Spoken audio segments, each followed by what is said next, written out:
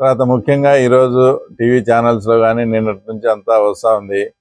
మన పులివెందుల ఎమ్మెల్యే అయినటువంటి జగన్మోహన్ రెడ్డి గారు ఈరోజు అసెంబ్లీకి వెళ్తాడని. అంటే ఆయన అసెంబ్లీకి వెళ్ళేది కూడా అది ఒక పెద్ద వార్తలా చేశాడు ఆయన.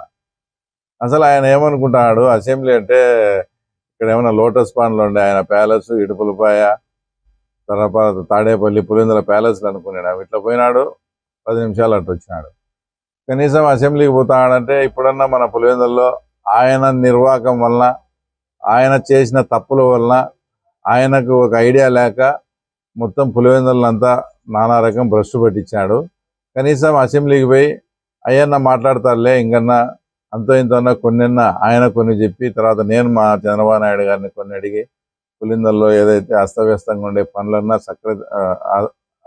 తర్వాత చక్క పెడదాంలే అనుకుంటే కోరిక పోయినాడంట. ఇంక మళ్ళీ రేపటి నుంచి రాడంట. అంటే సంతకం కోసం పోయినాడనేది వచ్చి క్లియర్గా అర్థమవుతుంది.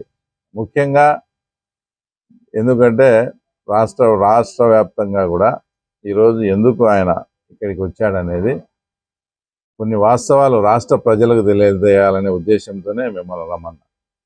గత 15 రోజుల నుంచి 20 రోజుల నుంచి ఎప్పుడు రఘురామకృష్ణరాజు అది ఆర్టికల్ అదంతా చెప్పినాడు, 190 శాసనసభకి టాబ్లిక్ 4లో ఈ రకంగా ఉందన్నప్పటి నుంచి ఒక రకమైన భయం అనేది స్టార్ట్ అయింది ఎవరిలో, మిగతా 10 మంది ఎమ్మెల్యేలలో. ఈయన విషయం పక్కన పెడితే ఆ 10 మంది ఎమ్మెల్యేలు కూడా అనేక రకమైనటువంటి ఒత్తిళ్ళు, అంటే సజ్జల రామకృష్ణారెడ్డి ద్వారా కానీ, తర్వాత ఇంకోరి ద్వారా కానీ జగన్మోహన్ రెడ్డి మీద